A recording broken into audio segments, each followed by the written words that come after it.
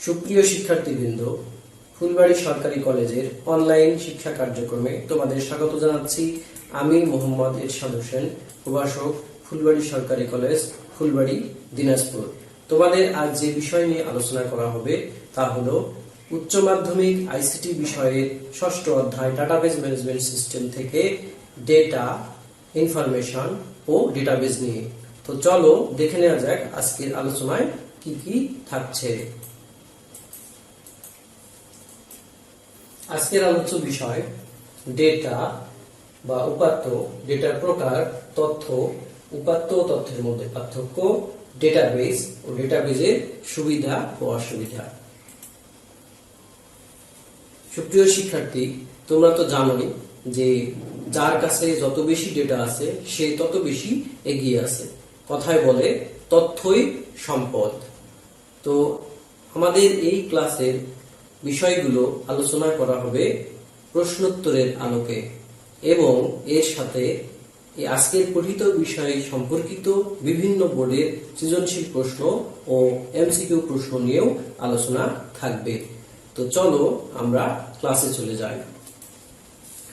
ছবিতে তোমরা দেখতে পাচ্ছ যে এখানে কিছু শব্দ আছে, সায়েন্স, মেল, বিজনেস, সালমান। তো এই বৃত্তের মধ্যে যে শব্দগুলো দেখছো এগুলো দিয়ে তোমরা কি কিছু বুঝতে পারছো? মনে হয় না, কারণ এগুলো বিক্ষিপ্ত কিছু শব্দ ছাড়া আর কিছুই নয়। কিন্তু পাশের যে টেবিল দেখতে পাচ্ছ এখানে দেখো সাজানো আছে সুশৃঙ্খল ভাবে, রোল, নেম, জেন্ডার, গ্রুপ 1, স্বর্ণালী, ফিমেল, হিউম্যানিটিজ। দেখো এরকম 4 জন স্টুডেন্টের তথ্য এখানে আছে। তো এই শব্দগুলোকেই যদি আমরা সাজিয়ে গুছিয়ে নিই তাহলে আমরা মিনিংফুল কিছু ইনফরমেশন পাই। তাহলে তোমরা মনে হয় বুঝে গেছো যে এগুলো হচ্ছে ডেটা আর এগুলো হচ্ছে ইনফরমেশন। অর্থাৎ আমরা ডেটাকে সুশৃঙ্খল ভাবে সাজালে পাই ইনফরমেশন। তো আমাদের প্রশ্ন হলো ডেটা কি? তো তোমরা দেখো ডেটা শব্দটি ল্যাটিন শব্দ ডেটামে বহুবচন। ডেটা অর্থ হচ্ছে তথ্যের উপাদান। তথ্যের অন্তর্ভুক্ত ক্ষুদ্রতম অংশসমূহ হচ্ছে ডেটা বা উপাত্ত। এখানে তোমাদের মনে রাখতে হবে সুশৃঙ্খল ভাবে সাজানো নয় এমন ডেটা বা উপাদান যা সুনির্দিষ্ট ফলাফল পাওয়ার জন্য প্রসেসিং এর কাঁচামাল হিসেবে ব্যবহৃত হয় তাকেই আমরা ডেটা বলবো। যেমন অ, ক, 1, 2 অথবা কিছুক্ষণ আগে আমি তোমাদের যেই শব্দগুলো দেখালাম এগুলোই ডেটা। এগুলো থেকেই প্রসেসিং এর পর অর্থাৎ সাজিয়ে গুছিয়ে নেওয়ার পরই আমরা পাবো তথ্য, ইনফরমেশন। তো আমরা খুব সহজেই এগুলোর সঙ্গে বলতে পারি যে ডেটা সাজানো, গোছানো ও অর্থবোধক নয়, আর সাজানো ও অর্থবোধক ডেটার সমাহারকেই আমরা বলবো তথ্য। এবার দেখি যে ডেটার কত প্রকার। তো ডেটা প্রথমত দেখো এখানে ডেটা প্রথমত 3 প্রকার: numeric data, nonnumeric data, boolean data. Numeric data হলো, দেখো এই নিউমেরিক শব্দটি এসেছে নাম্বার থেকে। অনিউমেরিক মানে যে নিউমেরিক বাদ দিয়ে অর্থাৎ সংখ্যা ভিত্তিক যে বিষয়গুলো সেগুলো বাদ দিয়ে বাকি যেগুলো থাকে সেগুলোই হচ্ছে অনিউমেরিক ডেটা। এরপরে এখানে দেখো এখানে আছে বুলিয়ান ডেটা। তো বুলিয়ান ডেটা তোমরা জানো, তৃতীয় অধ্যায়ে বুলিয়ান অ্যালজেব্রা তোমরা পড়ে এসেছো। তো তৃতীয় অধ্যায়ে বুলিয়ান জস বুল 0 আর 1 এর কথা বলেছেন। 0 মানে হচ্ছে কারেন্টের অনুপস্থিতি, 1 মানে কারেন্টের উপস্থিতি। তো এই 0, 1 কেই বলা হয় বুলিয়ান ডেটা। এখন আমরা দেখব এই নিউমেরিক ডেটাকে 2 ভাগে ভাগ করা হয়েছে, এক ইন্টিজার আর একটা হচ্ছে ফ্লোটিং পয়েন্ট। আবার অনিউমেরিক ডেটাকে 3 ভাগে ভাগ করা হয়েছে, ক্যারেক্টার, স্ট্রিং, অবজেক্ট। অবজেক্টকে আবার 4 ভাগে ভাগ করা হয়েছে, ছবি, গ্রাফিক্স, অডিও, ভিডিও। এখন এগুলো আমরা উদাহরণের মাধ্যমে বোঝার চেষ্টা করি। দেখো নিউমেরিক ডেটাগুলো হবে 1, 2, 3 অর্থাৎ সংখ্যা ভিত্তিক যে ডেটা সেগুলোই হচ্ছে নিউমেরিক ডেটা। ফ্লোটিং পয়েন্ট হলো যে সকল নিউমেরিক ডেটায় দশমিক বা ভগ্নাংশ আছে তাকে বলা হবে ফ্লোটিং পয়েন্ট। দেখো এখানে 5.099, 10.033। তো যখন কোন সংখ্যায় বা নাম্বারে দশমিক থাকবে অর্থাৎ এটা ভগ্নাংশ হবে তখন তাকে আমরা ফ্লোটিং পয়েন্ট বলবো। এরপরে দেখো ইন্টিজার। ইন্টিজার শব্দের অর্থ হচ্ছে পূর্ণ সংখ্যা। এখানে এই যে 1, 2, 3 এটাই হচ্ছে ইন্টিজার। বুলিয়ান ডেটা তো বললাম, বুলিয়ান ডেটা হবে 0 আর 1। আর অনিউমেরিক ডেটার মধ্যে আছে যেমন অক্ষর এ বি সি, যেমন ক এ এগুলা। আর বাকি থাকলো স্ট্রিং। স্ট্রিং হচ্ছে অ্যালফা নিউমেরিক ডেটা, অর্থাৎ যে ডেটার মধ্যে কোনো অক্ষর এবং কোনো সংখ্যা একসাথে থাকে তাকেই আমরা বলবো স্ট্রিং। এবার আমরা দেখব তাহলে ইনফরমেশন কি। ইনফরমেশন কি? তো তোমরা এখানে একটা ছবি দেখতে পাচ্ছ, ছবিটা দেখে একটু বোঝার চেষ্টা করো। এখানে আছে ডেটা প্রসেসিং এর পর কি হবে? ইনফরমেশন হবে। তো তোমরা এর আগেও আমি দেখলাম কিছু শব্দ দিয়ে, তাহলে একটু চিন্তা করো যে ইনফরমেশন কি হবে, ইনফরমেশন বৈশিষ্ট্য কি হবে। সরবরাহকৃত ডেটা প্রক্রিয়াকরণের পর যে ফলাফল পাওয়া যায় তাকে তথ্য বা ইনফরমেশন বলে। অর্থাৎ ডেটাকে সরবরাহ পাওয়ার পরে, প্রসেস করার পরে যে রেজাল্ট আমরা পাই সেটাই হচ্ছে ইনফরমেশন। এই যে দেখো এই তথ্যগুলো, এই ডেটাগুলো থেকে প্রসেসিং এর পর আমরা এগুলো কিন্তু পেতে পারি। তো ডেটার বৈশিষ্ট্য হচ্ছে এটা সাজানো ও অর্থবোধক নয়। আর ইনফরমেশনের বৈশিষ্ট্য হলো সাজানো ও অর্থবোধক ডেটার সমাহার হবে, অর্থাৎ এটা সাজানো অর্থবোধক হবে। Processed or meaningful data equal information. এবার আমরা তাহলে খুব সহজেই ডেটা এবং ইনফরমেশনের মধ্যে পার্থক্য নির্ণয় করতে পারি।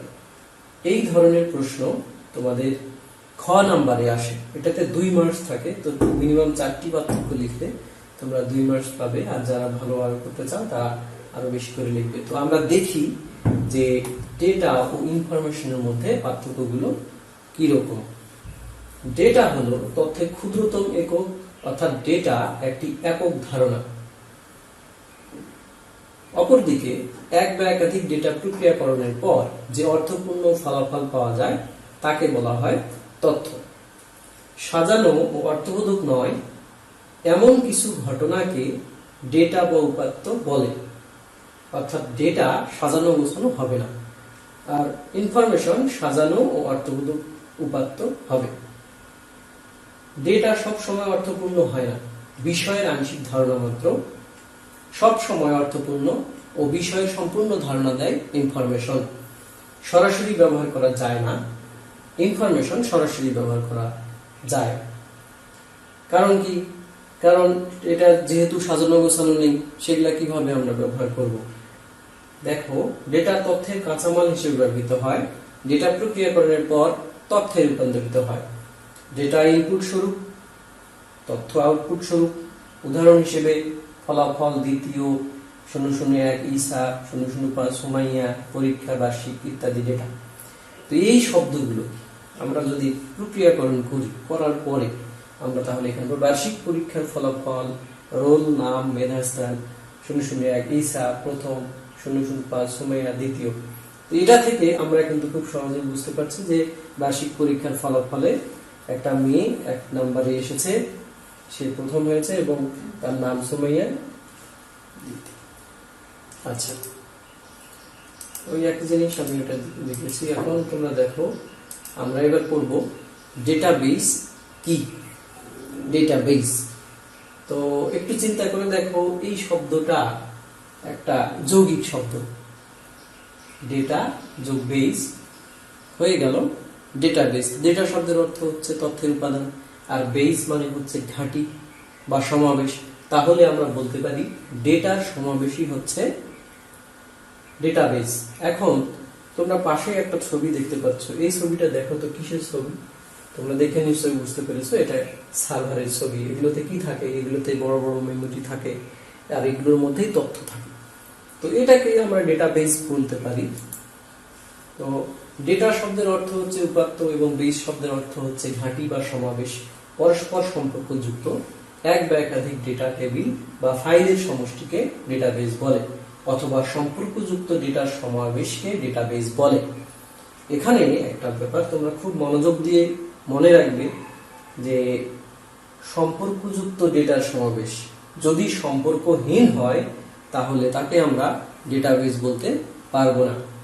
এখানে দেখো পরস্পর সম্পর্কযুক্ত এক বা একাধিক ডেটা বা টেবিল বা ফাইলের সমষ্টিকে ডেটাবেস বলে। অথবা প্রশ্ন এইভাবে আসতে পারে যে ডিবিএমএস কি? তো ডিবিএমএস এর পূর্ণরূপ হচ্ছে ডেটাবেস ম্যানেজমেন্ট সিস্টেম। তো এটাকে আমরা বলতে পারি ডেটাবেস ম্যানেজমেন্ট সিস্টেম হচ্ছে পরস্পর সম্পর্কযুক্ত তথ্য অ্যাক্সেস, সংরক্ষণ, নিয়ন্ত্রণ এবং পরিচালনা করার জন্য প্রয়োজনীয় প্রোগ্রামের সমষ্টি। অর্থাৎ পরস্পর সম্পর্কযুক্ত অনেক তথ্য একসাথে থাকবে, ডেটা সজ্জিত আকারে থাকবে, সেগুলো আমরা ইচ্ছে মতো অ্যাক্সেস করতে পারবো, মানে প্রবেশ করতে পারবো, তারপর সংরক্ষণ করতে পারবো, নিয়ন্ত্রণ করতে পারবো, পরিচালনা করার জন্য প্রয়োজনীয় প্রোগ্রাম করা থাকবে সেখানে। তো আমরা আরো সহজভাবে ডেটার ইনফরমেশনকে যদি বুঝতে চাই, দেখো তো এটা কি? ইটের দেয়াল। তো এটা একটা দেয়াল, তো এটা কিভাবে কি দিয়ে তৈরি হয়েছে? তাহলে তোমরা সবাই জানো যে এটা ক্রমান্বয়ে ইটের গাঁথনি দিয়ে তৈরি হয়েছে। ওটা কি? এটা ইট। এটা যদি ডেটা হয়, ধরো এটাকে আমরা ডেটা ধরলাম, তাহলে এটা কি? এটা ডেটাবেস। এবার আমরা দেখব ডেটাবেজের ব্যবহার। তো ডেটাবেজের ব্যবহার দেখার আগে চলো আমরা দেখে আসি বাস্তবে ডেটাবেজ কেমন। তোমরা জানো আমাদের কলেজের একটা ওয়েবসাইট আছে, আমরা সেই ওয়েবসাইটে আমাদের কলেজের সব শিক্ষার্থীর তথ্য, ছবি সংরক্ষণ করা আছে। এখান থেকে খুব সহজেই তোমরা তোমাদের তথ্যগুলো পেতে পারো। আমরা আমাদের কয়জন স্টুডেন্ট ভর্তি আছে, কয়জন পাশ করে চলে গেল, তারপর কোনো একটা আইডি বের করা, খুব সহজেই এই তথ্য উপাত্ত নিয়ে কাজ করা যায় স্টুডেন্টদের। আমরা যদি আমাদের ক্লাসে এখন কতজন স্টুডেন্ট আছে, কয়জনের এ ক্লাস আছে, সবকিছুই কিন্তু খুব সহজেই বের করা যায়। তো চলো দেখে আসি বাস্তবে যে ডেটাবেস কেমন। তোমরা জানো যে আমাদের কলেজের একটি ওয়েবসাইট আছে, আমাদের ওয়েবসাইটটাই কিন্তু একটি ডাটাবেজের মতো। তো চলো আমরা দেখে নেই যে আমাদের ওয়েবসাইট থেকে আমরা কি কি সুবিধা পাচ্ছি। তো প্রথমে আমি আমার ওয়েব ব্রাউজারটি ওপেন করলাম, এরপরে এখানে লিখছি ফুলবাড়ী গভর্নমেন্ট কলেজ দিনাজপুর। তো এখানে এই যে সাজেশন চলে এসেছে, তো আমি এখানে ক্লিক করলাম, ক্লিক করলেই আমার এইরকম ওয়েবসাইট চলে আসলো। এই যে দেখো www.fulbarigovernmentcollege.edu.bd। তো এটাতে আমি ক্লিক করলাম, ক্লিক করলে আমাদের ওয়েবসাইটটি চালু হয়ে গেল। দেখো এখানে আছে যে ফুলবাড়ী গভর্নমেন্ট সরকারি কলেজ ফুলবাড়ী দিনাজপুর, যে অ্যাবাউট আস, একাডেমিক, এগুলো হচ্ছে। এখান থেকে তোমরা আমাদের অনলাইন কার্যক্রম এখানে এই সব ওয়েবসাইটের মাধ্যমে চলে।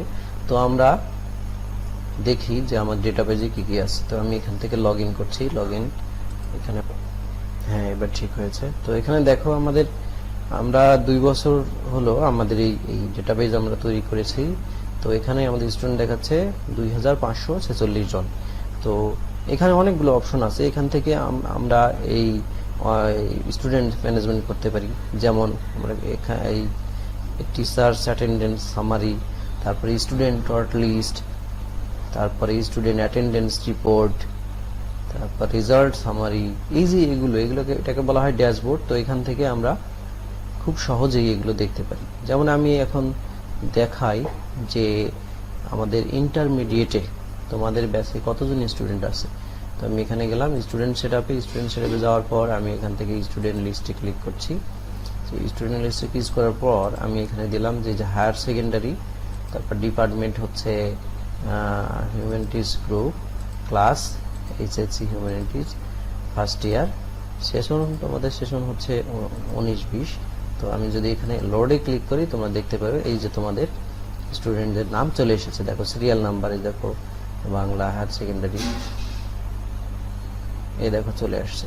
এখানে দেখো এখানে খেয়াল করে 1 to 10 of 201 এন্ট্রিজ, অর্থাৎ আমাদের মানবিক বিভাগে 201 জন ছাত্র ভর্তি হয়েছে। তো আমরা যদি দেখি এরকম যে দেখি এই যে এই ছেলেটা এর তথ্যগুলো আমি দেখতে চাই, তাহলে এখানে ক্লিক দিলাম, এই যে তথ্যগুলো চলে আসবে। আচ্ছা, আরো সুন্দরভাবে দেখা যায় ওর নামের উপরে ক্লিক দিলাম, এটা দেখো সব তথ্য চলে আসবে। ছবি আসছে, স্টুডেন্ট কপি, তারপরে এই যে দেখো নাম, তারপরে ইংরেজিতে পিতার নাম, মাতার নাম, তারপর ঠিকানা, এরপরে পরীক্ষার সে এসএসসিতে কি পেয়েছিল সব ঠিকানা চলে আসছে। তারপর তার পঠিত বিষয় কি, সে কি কি পড়বে। তো তোমরাও তোমাদের খুব সহজেই এই তথ্যগুলো তোমরা অনলাইন থেকে দেখে নিতে পারবে। আমরাও যেমন দেখতে পারবো, তোমরাও দেখতে পারবে। তোমাদের এই যে দেখো ক্লাস রোল এটা হিসেবে তোমাদের আইডি কার্ডের মধ্যে এগুলো লিখে দেওয়া আছে, তোমরা এখান থেকে। আমি আর একটা দেখি,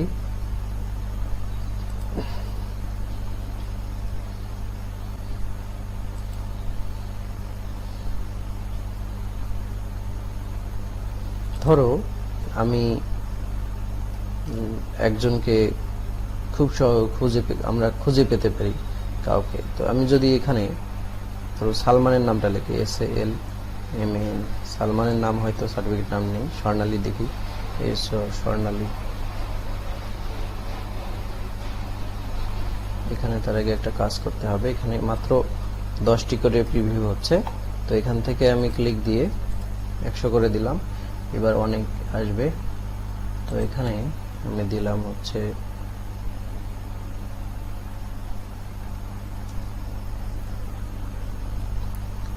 তো এইভাবে আমরা খুব সহজে, এই যে সৌরভ চন্দ্র সরকার, এস লিখলাম, এস থেকে নামগুলো আসলো, এই যে সৌরভ চন্দ্র সরকার। এইভাবেই আমরা খুব সহজে স্টুডেন্ট রক্ষণাবেক্ষণ করতে পারি।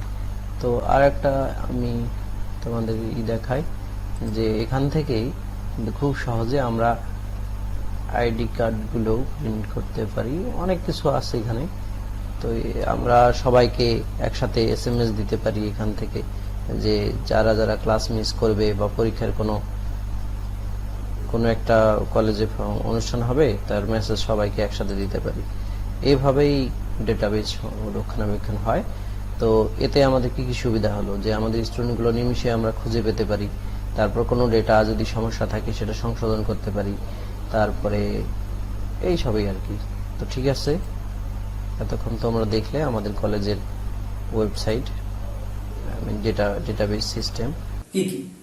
তো দেখি আমরা সুবিধাগুলো। ডিবিএস প্রাথমিক কাজ হচ্ছে ডেটাবেস তৈরি করা, ডেটা এন্ট্রি করা বা সংরক্ষণ করা, ডেটার ভুল অনুসন্ধান ও সংশোধন করা, অপ্রয়োজনীয় ডেটা রেকর্ড ডিলিট করা, নির্দিষ্ট ডেটা রেকর্ড সার্চিং, অনুসন্ধান এবং কুয়েরি করা, রিপোর্ট তৈরি ও প্রিন্ট করা, ডেটাবেস কোন ফিল্ডের ভিত্তিতে সাজানো, কোন ফিল্ডের ভিত্তিতে সাজানো, ডেটা ডুপ্লিকেশন কমানো, প্রয়োজনে সম্পূর্ণ ডেটাবেস ও ডেটাবেসের অংশবিশেষ প্রিন্ট করা, ডেটাবেস আপডেট করা, ডেটার নিরাপত্তার বিধান করা ও ব্যবহারকারী নিয়ন্ত্রণ করা, ডেটার ব্যাকআপ রিকভারি করা। এর মধ্যে অনেকগুলো শব্দ তোমরা কিন্তু বুঝতে পারোনি, যেমন নির্দিষ্ট ডেটা রেকর্ড সার্চিং বা অনুসন্ধান করা বা কুয়েরি করা। এর অর্থ হলো, যেমন আমাদের কলেজে কয়জন ছাত্রের A+ আছে, আমরা যদি এটা দিয়ে আমরা একটা কুয়েরি করতে পারি যে A+ লিখে দিলাম, সার্চ বক্সে A+ যদি আমি লিখে দিই, তাহলে A+ ধারী যে ছাত্রগুলো আছে সব চলে আসবে। যে আমাদের কলেজে হচ্ছে মেয়ে শিক্ষার্থী কতজন, ছেলে শিক্ষার্থী কতজন, সেটাও আমরা জেন্ডার দিয়ে কুয়েরি করতে পারি। এগুলো আমি তোমাদের একটু পরেই দেখাবো। এরপরে দেখো এখানে ডেটার ভুল অনুসন্ধান সংশোধন করা, এটা খুব সহজে করা যায়। তারপর অপ্রয়োজনীয় ডেটা ও রেকর্ড ডিলিট করা, দেখা গেল বারবার কোনো ডেটা রিপিট হয়েছে, সেই রিপিটেড ডেটাগুলো আমরা খুব সহজে খুঁজে বের করতে পারি এবং এগুলোকে ডিলিট করতে পারি। তো এর সুবিধাগুলো যেমন সার্চিং, কুয়েরি, রেকর্ড ডিলিট করা, অনুসন্ধান করা, এগুলো চলো দেখে আসি একটি ডেটাবেস সফটওয়্যারে। আমি প্রথমেই একটি ডাটা ম্যানেজমেন্ট সফটওয়্যার ওপেন করতেছি। এই যে এখানে দেখো আছে, এটা মাইক্রোসফট এক্সেস। এটা আগে থেকেই আমি একটা ডাটাবেস তৈরি করে রেখেছি। তো আমি এটাতে ডাবল ক্লিক করে চালু করলাম। চালু করলে এরকম একটা ইন্টারফেস আসবে। তো এখানে আমি ক্লিক করলাম। আমি দেখাবো যে ডাটাবেসের মাধ্যমে কত সহজেই আমরা তথ্য খুঁজে পাই। তো এখানে আমার কাছে এইচএসসি ব্যাচের 196 জন ছাত্রের তথ্য আছে, তাদের নাম, তারপর college, address, mobile number, gender, SSC result, তারপরে নাম, রোল। তো আমি যদি আমার 196 জন ছাত্রের মধ্যে কয়টা এ প্লাস আছে সেটা দেখতে চাই, তাহলে এই যে এখানে ক্লিক করব। ক্লিক করার পরেই এই সবগুলা যদি আনসিলেক্ট করে দেই, তারপরে আমি এখানে এই যে 5-এ ক্লিক দেই, তাহলে এখানে 15 জন আমি খুঁজে পেয়েছি যাদের এসএসসিতে এ প্লাস আছে। দেখো এই যে তাবাসসুম কবির, সালমান, আফরিন মিম, আয়শা সিদ্দিকা, রনি, তারপর রিফা সানজিদা, মুসলমা মিতু সায়েন্স থেকে, এই যে দেখো। তাহলে আমরা খুব সহজেই ডাটাবেজে, এটাকে বলে কোয়েরি করা, কোয়েরির মাধ্যমে আমাদের যে কোনো তথ্য, প্রয়োজনীয় তথ্য সহজেই খুঁজে পেতে পারি, তারপর রক্ষণাবেক্ষণ করতে পারি। তো এখানে দেখা যাক যে আমার এখানে সায়েন্সের কয়জন স্টুডেন্ট আছে। তো এখানে সায়েন্সের আমি ক্লিক দিলাম, এখানে দেখো আর্টস, বিজনেস, সায়েন্স। তো এখানে সায়েন্সে ক্লিক দিলে এই যে দেখো সব সায়েন্সের স্টুডেন্টগুলো চলে এসেছে। এখানে 95 জন নাম সায়েন্সের স্টুডেন্টরা আছে। এটাও আমি গ্রুপ দিয়ে কোয়েরি করেছি। তো তোমরা মনে হয় বুঝে গেছো যে কিভাবে ডাটাবেজ ম্যানেজমেন্ট সফটওয়্যারের মাধ্যমে বা ডাটাবেজের মাধ্যমে খুব সহজে আমরা তথ্য খুঁজে পেতে পারি। এখন ডাটাবেজের যে সুবিধাগুলো, সেই সুবিধার মধ্যে খুব সহজেই আমরা এখানে দেখো আরেকটা কথা, ডাটাবেজে একই ধরনের তথ্যর পুনরাবৃত্তি রোধ করা যায়, সময় বাঁচে। কিভাবে সময় বাঁচে? যে আমি যদি এদের লিস্টগুলো করতাম আলাদা আলাদাভাবে, তাহলে প্রত্যেকবার আমার নেম লিখতে হতো, কলেজ লিখতে হতো, অ্যাড্রেস লিখতে হতো। কিন্তু এখানে আমি একবারই এদের, এখানে একবার নেম লিখেছি, তার নিচে যত নাম আছে সবগুলোই আমি নাম দিয়েছি। এতে আমার কি বারবার আমার নেম ওয়ার্ডটি লিখতে হয়নি। তো এভাবে আমরা ডেটাবেজ ম্যানেজমেন্টের মাধ্যমে তথ্যের বহুলতা রোধ করতে পারি, অর্থাৎ পুনরাবৃত্তিমূলক যে তথ্য আছে সেগুলোকে আমরা কমিয়ে দিতে পারি। তো তোমরা নিশ্চয়ই বুঝে গেছো যে ডাটাবেজ ম্যানেজমেন্ট সফটওয়্যারের সুবিধাগুলো। আমরা আবার ক্লাসে ফিরে যাব।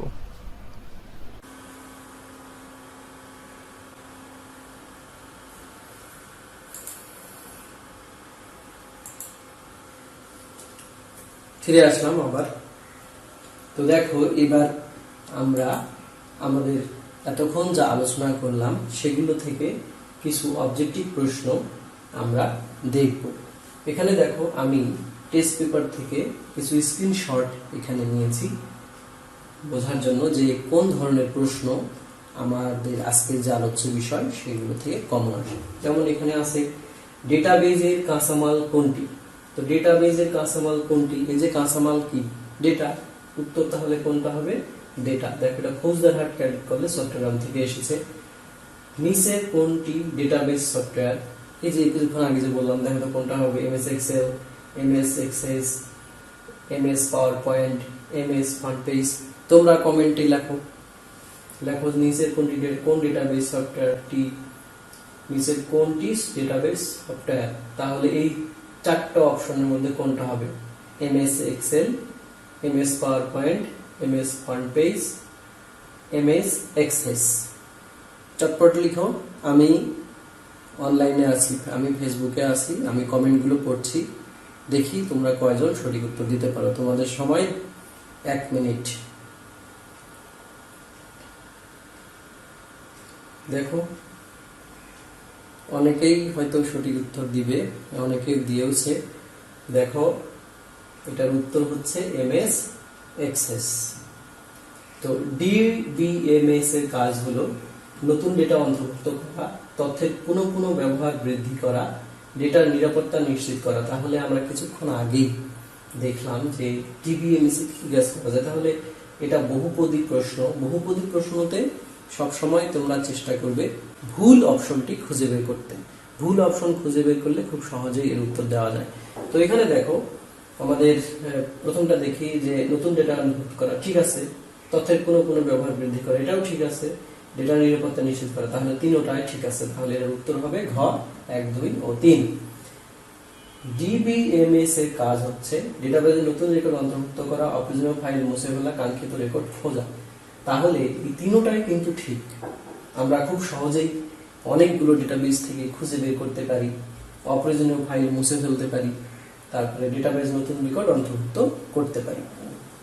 ডেটাবেজ ম্যানেজমেন্ট সিস্টেমের প্রধান কাজ হচ্ছে ডেটাবেজ তৈরি, ডেটা এন্ট্রি সংরক্ষণ করা, রিপোর্ট তৈরি ও প্রিন্ট করা। তো দেখো প্রশ্নগুলো একই ধরনের, এই যে এই প্রশ্নটা আর এটা একই ধরনের, এটাতে কিন্তু তিনটাই ঠিক। এরপর দেখো সরকারি প্রতিষ্ঠানের ডেটাবেজ ব্যবহারের ফলে সরকারের দক্ষতা বৃদ্ধি পাবে।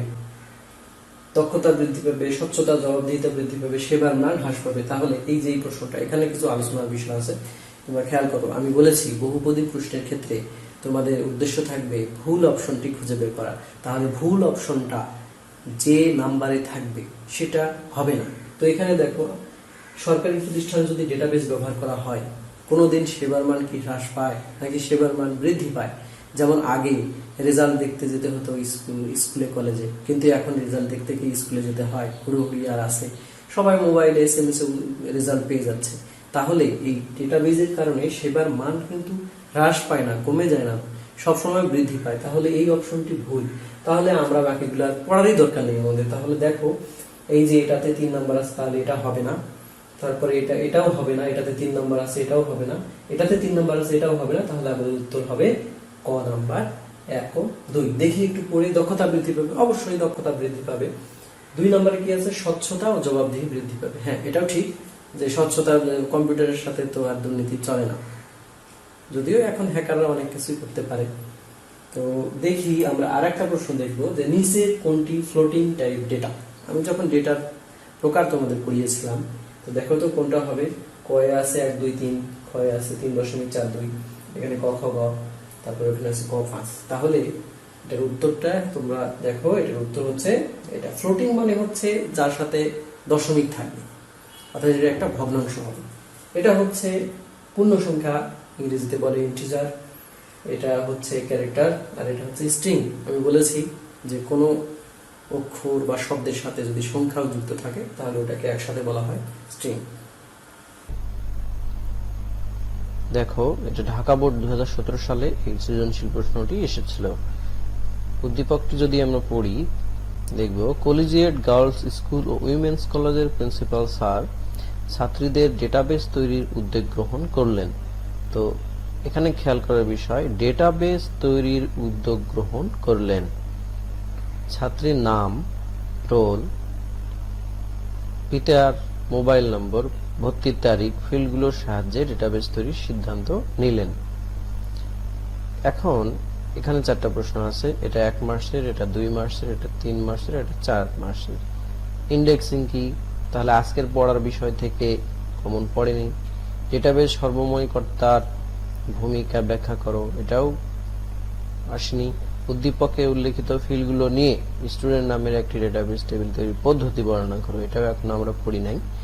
ঘ নাম্বার প্রশ্নটির দিকে দেখো, উদ্দীপকের ফিল্ডগুলো নিয়ে ডেটাবেস তৈরি করা হলে কলেজ কর্তৃপক্ষ কি কি সুবিধা অসুবিধা পেতে পারে বলে তুমি মনে করো? তাহলে এখানে দেখো, এখানে কি কি সুবিধা অসুবিধা পেতে পারে। কিসের সুবিধা অসুবিধা? ডেটাবেস তৈরি হলে কি সুবিধা অসুবিধা পাবে কলেজ কর্তৃপক্ষ। তো এখানে আজকের আমাদের আলোচ্য বিষয় একটা প্রশ্ন ছিল যে ডেটাবেসের সুবিধা কি কি। তাহলে এখান থেকে এই প্রশ্নটা কমন এসেছে। তো চলো দেখি যে এর উত্তর কি হবে। উদ্দীপকের ফিল্ডগুলো নিয়ে ডেটাবেস তৈরি করা হলে কলেজ কর্তৃপক্ষ যে ধরনের সুবিধা অসুবিধা পেতে পারে তা নিচে উল্লেখ করা হলো। সুবিধাগুলো হলো, এখানে 10টি সুবিধা দেওয়া হয়েছে। ডেটাবেস টেবিলের রেকর্ডগুলো আরোহী এবং অবরোহী উভয় বিন্যাসে বিন্যস্ত করা যায়। আরোহী পদ্ধতিতে ছোট থেকে বড় এবং অবরোহী পদ্ধতিতে বড় থেকে ছোট ক্রমের ভিত্তিতে টেবিল বিন্যস্ত হয়।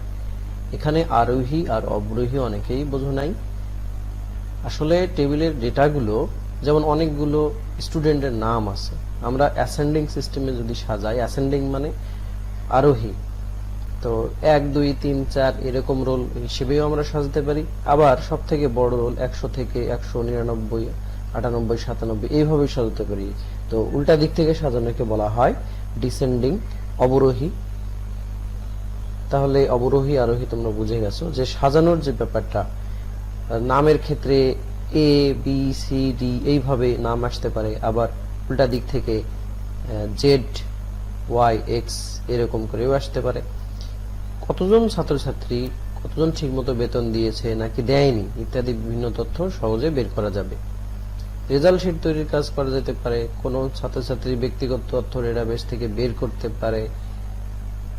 যেমন আমাদের কলেজের একটা ওয়েবসাইট আছে, সেখান থেকে খুব সহজেই আমরা কোনো ছাত্রছাত্রীর তথ্য বের করতে পারি। সকল তথ্য সংরক্ষণ করে রাখা যাবে, ডেটার নিরাপত্তা প্রদান করা সম্ভব হবে, ডেটাকে অন্য অ্যাপ্লিকেশন প্রোগ্রামেও ব্যবহার করা যাবে। 8 ডেটা স্টোরেজে জায়গা কম লাগবে। 9 কেন্দ্রীয়ভাবে ডেটা নিয়ন্ত্রণ করা যাবে। 10 রিকভারি করার সুবিধা থাকে। রিকভারি মানে হচ্ছে অনেক সময় যদি ডেটা ডিলিট হয়ে যায় বা হারিয়ে যায় তাহলে সেগুলো আবার ফিরে পাওয়া যায়, ফিরে পাওয়াকে বলা হয় রিকভারি। অসুবিধাগুলো হলো ডেটাবেস বাস্তবায়ন ব্যয়বহুল এবং প্রশিক্ষণপ্রাপ্ত দক্ষ জনসম্পদ দরকার। অর্থাৎ ডেটাবেস তৈরি করতে গেলে এটা খরচ লাগে, যেমন সফটওয়্যার কিনতে হয়, তারপরে সার্ভার ভাড়া করতে হয়, এজন্য ব্যয়বহুল।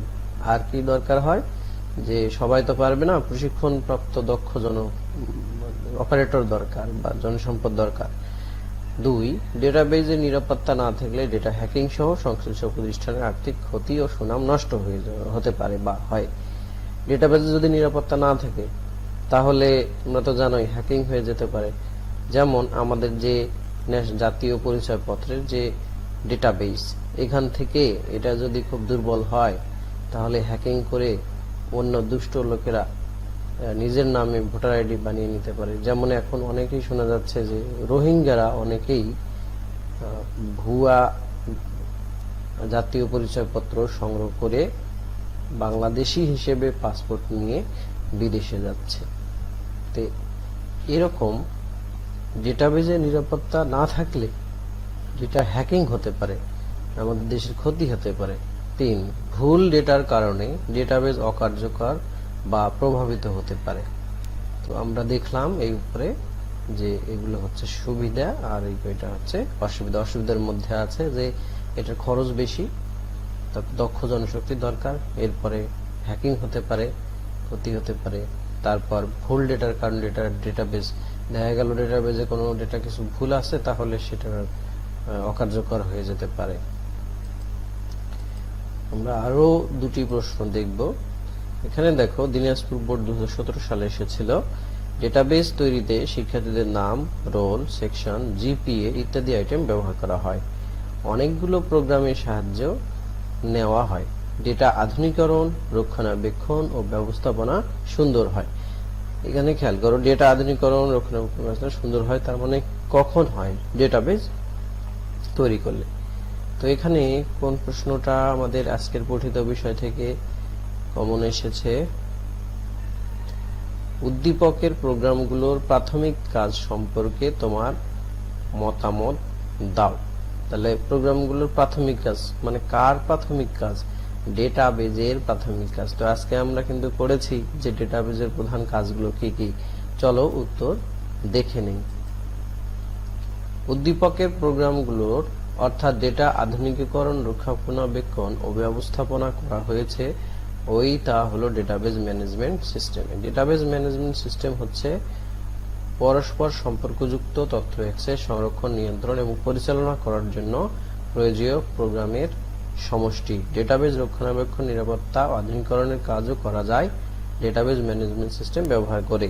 তথ্য ব্যবস্থাপনাকে সুন্দর ও কার্য উপযোগী করে তুলতে পারে ডিবিএমএস এর প্রাথমিক কাজসমূহ নিম্নরূপ। এখানে এই প্রশ্নটা অনেক বড় করে রাখা হয়েছে, এখানে জাস্ট ডিবিএমএস কি সেটার একটু সংজ্ঞাটা দিতে হবে, এরপরে এর প্রাথমিক কাজ, এটাই হচ্ছে আসল উত্তর, যে এগুলোই লিখতে হবে, মূল কথা এগুলোই। ডেটাবেস তৈরি করা, ডেটা এন্ট্রি করা এবং ডেটা সংরক্ষণ করা, ডেটার ভুল সংশোধন করা, অনুসন্ধান করা, অপ্রয়োজনীয় ডেটা রেকর্ড ডিলিট করা, রিপোর্ট তৈরি ও প্রিন্ট করা, ডেটাবেসকে কোনো ফিল্ডের ভিত্তিতে অ্যাসেন্ডিং ডিসেন্ডিং অর্ডারে সাজানো। এই যে কিছুক্ষণ আগে আমি পড়েছিলাম, এটা হচ্ছে অ্যাসেন্ডিং হলো আরোহী আর ডিসেন্ডিং হচ্ছে অবরোহী। তো ডেটাবেস আপডেট করা, ডেটা নিরাপত্তা বিধান করা এবং ব্যবহারকারীর নিয়ন্ত্রণ করা, ডেটা ব্যাকআপ ও রিকভারি করা। তাহলে আমরা দেখলাম যে উদ্দীপকের প্রোগ্রামগুলোর প্রাথমিক কাজ সম্পর্কে তোমার মতামত। উদ্দীপকের প্রোগ্রামগুলো কি, ডেটাবেস ম্যানেজমেন্ট সিস্টেম, তারপরে কি কি সুবিধা আমরা পাবো, এই যে আমরা প্রাথমিক কাজগুলো এগুলো। আমরা আর একটা প্রশ্ন দেখব, কুমিল্লা বোর্ড 2019 সালে এই প্রশ্নটি এসেছিল। তো এখানে দেখো দুটি টেবিলের ছবি দেওয়া আছে, এই দুটোই মূলত উদ্দীপক। এখান থেকে একটা প্রশ্ন এসেছে ক নাম্বার, ডিবিএমএস কি। তাহলে এই ক নাম্বার প্রশ্নটি আমাদের আজকের পঠিত বিষয় থেকে কমন এসেছে। তাহলে ডিবিএমএস এর পূর্ণরূপ কি? ডিবিএমএস এর পূর্ণরূপ হচ্ছে ডেটাবেস ম্যানেজমেন্ট সিস্টেম। তো এখানে বলে রাখি যে এই ধরনের প্রশ্নের উত্তর তোমরা ইলাবোরেশন আকারে দিবে না, দিতে পারো ডিবিএমএস মানে ডেটা, তোমরা উত্তর লিখলে যে ডিবিএমএস কি, ডেটাবেস ম্যানেজমেন্ট সিস্টেম, তাহলে প্রশ্নটার উত্তর ভালো হয় না। এটা সংজ্ঞা দিতে হবে যে ডেটাবেস ম্যানেজমেন্ট সিস্টেম কি, পুরো সংজ্ঞাটাই দিতে হবে, শুধু এলাবোরেশন দিলে হবে না। আর এখানে আর আমাদের পরিচিত বিষয় থেকে কমন আসেনি, টেবিল সম্পর্কে এখনো এই ক্লাসে পড়ানো হয়নি। এবার আমরা দেখব দিনাজপুর বোর্ড 2019 সালে একটি সৃজনশীল প্রশ্ন। এই যে টেবিলটা দেখতে পাচ্ছ, একটা টেবিল। তো এখানেও দেখো, এখানেও এসেছে ডেটাবেস কি। তাহলে ডেটা শব্দের অর্থ উপাত্ত, বেস শব্দের অর্থ ঘাঁটি, অর্থাৎ ডেটা হচ্ছে পরস্পর সম্পর্কযুক্ত উপাত্তের সমাবেশ বা ঘাঁটি। তাহলে এখানেও কিন্তু এই প্রশ্নটা কমন এসেছে। এবারে আমরা এতক্ষণ যা পড়লাম সেগুলো একটু দেখি, মনে করার চেষ্টা করি যে তোমাদের মনে আছে কিনা। তো প্রশ্নগুলো দেখো, ডেটা কি, ডেটাবেস কি, ডেটাবেসের সুবিধা কি। বাড়ির কাজ হিসেবে তোমাদের থাকবে ডেটাবেসের সুবিধা ও অসুবিধা লিখে ছবি তুলে ফেসবুক মেসেঞ্জারে সেন্ড করবে। আমার ফেসবুক মেসেঞ্জারের আইডি হচ্ছে এই যেটা irshad886@gmail.com। প্রিয় শিক্ষার্থী, এবারে তোমাদের জন্য একটি ছোট্ট প্রতিযোগিতা আছে, চলো দেখে নেই প্রতিযোগিতায় কি থাকছে। MCQ contest. সঠিক উত্তর 1-এর এ, 2-এর বি, 3-এর সি এভাবে লিখে এই ফোন নাম্বারে সেন্ড করতে হবে। সঠিক উত্তর প্রদানকারীর প্রথম 3 জন কলেজের পক্ষ থেকে পাবে শুভেচ্ছা উপহার। সময় সকাল 10টা থেকে 11টা, তারিখ 18/7/2020। তো তোমরা প্রস্তুত হয়ে যাও। প্রশ্নগুলো দেখা মাত্রই তোমরা উত্তর মেসেজে, তোমাদের মোবাইলের মেসেজে লিখে এই নাম্বারে সেন্ড করবে। সবার আগে নির্ভুল উত্তর প্রদানকারী 3 জন কলেজের পক্ষ থেকে পাবে শুভেচ্ছা উপহার। চলো আমরা দেখে নেই প্রশ্নগুলো। প্রশ্ন 1, কোনটি string data type? Option a RTR7, option b 4.25, option c a, option d 1010। প্রশ্ন 2, কোনটি ডেটাবেস সফটওয়্যার নয়? Oracle, MS Access, MS FoxPro, MS Excel। ভালো করে দেখো। প্রশ্ন 3, 2020 অর্থাৎ চলমান বর্ষকে কি বর্ষ ঘোষণা করা হয়েছে? মুজিব বর্ষ, করোনা বর্ষ, মৎস্য বর্ষ, মহামারী বর্ষ। তো ঝটপট তোমরা মোবাইলে উত্তরগুলো লিখে আমার ফোন নাম্বারে সেন্ড করো। তোমাদের পাঠানো স্বনির্ভুল উত্তর প্রদানকারীদের মধ্য থেকে প্রথম 3 জনকে কলেজের তরফ থেকে শুভেচ্ছা উপহার দেওয়া হবে। আমরা ক্লাসের শেষ পর্যায়ে চলে এসেছি। এতক্ষণ আমার সাথে থাকার জন্য তোমাদের অনেক ধন্যবাদ। ঘরে থাকুন, নিরাপদ থাকুন, সামাজিক দূরত্ব বজায় রাখুন। আমরা চাই খুব দ্রুত পরিস্থিতি স্বাভাবিক হয়ে যাক, আমরা সবাই আবার ক্যাম্পাসে ফিরি, আবার ক্লাসমুখী হই, আবার পরীক্ষা চলুক। তো সবাইকে অনেক অনেক ধন্যবাদ। তোমরা সবাই ভালো থাকবে। আসসালামু আলাইকুম।